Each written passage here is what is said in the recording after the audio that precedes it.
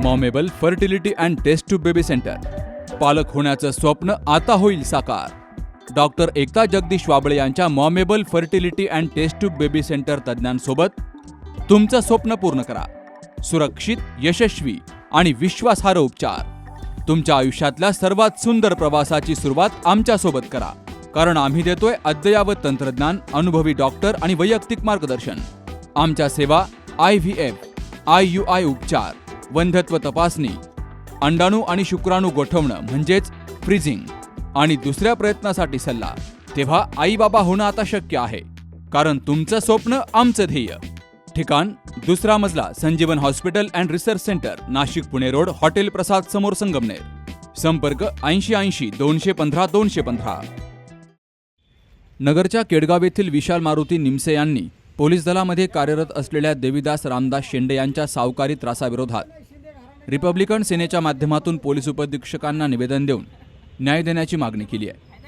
विशाल निमसे यांनी 21 जानेवारी 2024ला प्रमोद सुरेकर यांच्या मध्यस्थीनं देवीदास शेंडे यांच्याकडून व्याजानं 5 लाख रुपये घेतले.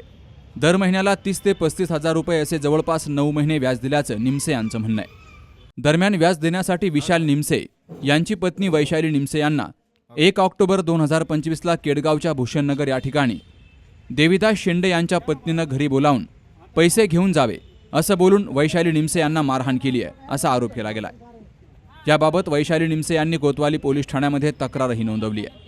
तर तक्रारीनंतर देवीदास शेंडे यांनी मध्यस्थी असलेले प्रमोद सुरेकर आणि वैशाली निमसे यांच्यावर विनयभंगाचा खोटा गुन्हा दाखल केल्याचं निमसे यांनी निवेदनातून नमूद केलंय. माझं नाव वैशाली विशाल निमसे, मी राहणार श्रीकृष्णनगर, केडगाव. माझ्या मिस्टरांनी देवीदास शेंडे यांच्याकडनं 5 लाख रुपये घेतले होते. त्याच्यातले 4.5 लाख रुपये त्यांनी ऑनलाईन केले होते. 2 महिन्याचं व्याज कट करून घेतलं होतं आणि माझे मिस्टर त्याला 25-25 हजार रुपये महिना देत होते.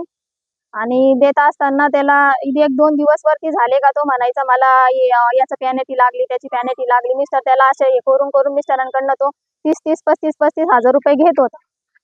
आणि असं करून करून त्यांनी 9 महिने माझ्या नवऱ्याने, मी मिस्टरांची गाडी गहाण टाकली, त्याला पैसे सकट दिले, मी दागिने पण गहाण टाकली, मिस्टर त्याला पैसे दिले. परत त्यांनी असं करून करून 2 महिने पैसे त्याला नाही देण्यात आले, तर त्यांनी माझ्या घराला गिराईक लावलं. गिराईक म्हणजे त्याचा भाऊ, चुलत भाऊ संतोष शेंडे यांच्या नावावर साठे खत करायला, खरेदी खत करायला मला त्याने टॉर्चर केलं, भरपूर टॉर्चर केलं. त्याने मला प्रमाणाच्या बाहेर, तुला तुझी बायको सांभाळता येत नाही का, असं घाण घाण खूप काय काय काय काय बोलायचं मिस्टरांना, नाही का.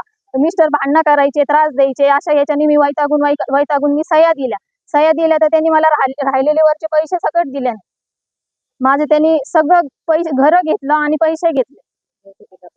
घर माझं 30 लाखाचं होतं, त्यांनी माझं 21 लाखालाच माझं घर विकलं, माझ्या घराचा सौदा केला आणि मला रस्त्यावर आणलं त्यांनी. आणि वरून पैसे देतो म्हणून त्यांनी घरी बोलवलं, बायकोला सांगून मारहाण केली. 354चा खोटा गुन्हा आमच्यावर दाखल पण केला.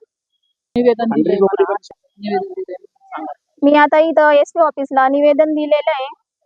मला जर न्याय नाही मिळाला तर माझ्या पोरांसकट इथं आत्महत्या करीन, नाही तर मग मला माझा न्याय पाहिजे. मला तर रिपब्लिकन सेनेतर्फे यांना निवेदन दिलंय. आता मी सुनीता शिंदे, शहर अध्यक्ष आहे. ती माझ्याकडे आलेली होती, तिने मला हे सगळं प्रकरण सांगितलं. तिला मी म्हटलं आपण याच्यातून काहीतरी तोडगा काढू, तू पोलीस कंप्लेंट वगैरे केली का? तर ती म्हटली हो, मी जाऊन आलेली होते, पण तिथं मला काहीच म्हणजे असा रिस्पॉन्स दिलेला नाही. तर मी रिपब्लिकन पक्षाची शहर अध्यक्ष आहे आणि माझ्याकडे आल्याच्या नंतर मी तिला सगळं समजून सांगितलंय. तिने जे काय होतं तिचं ते पण सांगितलंय की असे पैसे घेतलेले होते, त्याचं व्याजही दिलंय. जर पोलीस कार्यरत असल्या कारणाने ते जर समजा ड्युटी तर करतात पोलिसांची, पण ते रक्षक आहेत ना, जनतेचे रक्षक आहेत, मग त्यांनी भक्षक नाही बनायला पाहिजे ना. तर त्याच्यासाठी तिला न्याय मिळावा याच्यासाठी आम्ही कार्यरत राहणार आहे आणि तिला मदत करणार आहे. तिला 3 लेकरं आहेत, छोटे छोटे आहेत ते पण. तिचे मिस्टर दुसरीकडे बाहेर गावी कामाला जातात आहे आता सध्याला. जर असं एखाद्याला दारू वगैरे पाजून जर समजा एखादा पोलीस कार्य करत असलेला माणूस जर तिला असा त्रास देतोय, त्याच्या घरच्यांनी पण तिला मारहाण केलेली आहे आणि गुन्हा पण नोंदवलेला. त्यांनी स्वतःच जाऊन गुन्हा नोंदवलाय तिच्यावर की त्यांनी पैसे मागतीये. आणखीन काय बोलले होते? आम्ही पैसे दिलेले यांना, तरी पण म्हणजे खोटं सांगितलं त्यांनी असं ते बोलतातही. पण जर समजा तिला हे न्याय नाही मिळाला तर आम्ही रस्ता रोको आंदोलन पण करू.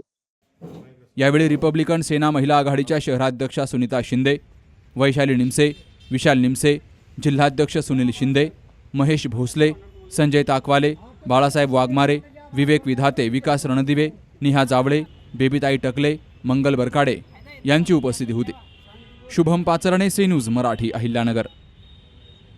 सौंदर्य केवळ डोळ्यात नसतं, ते असतं दागिन्यांमध्येही. सोने, चांदी, हिरे आणि त्यावर तुमचं नाव कोरणारं एक विश्वासाचं नाव म्हणजेच संगमनेर येथील ओम मयूर ज्वेलर्स. पिढ्यानपिढ्यांचा वारसा असलेले दागिने आधुनिक डिझाईन सोबत आता तुमच्या जवळ. लग्नकार्य असो, सण असो वा खास क्षण, ओम मयूर ज्वेलर्स मध्ये मिळेल प्रत्येक प्रसंगासाठी खास दागिने, खास तुमच्यासाठी. ओम मयूर ज्वेलर्स म्हणजे तुमच्या सौंदर्याचा हक्काचा दागिना. सुवर्ण बस्त्यासाठी आता कशाला नाशिक पुणे, संगमनेरमध्येच आहे आता नवनवीन दागिने. आजच भेट द्या ओम मयूर ज्वेलर्स, अशोक चौक, संगमनेर, जिल्हा अहिल्यानगर. संपर्क 9372 012 044.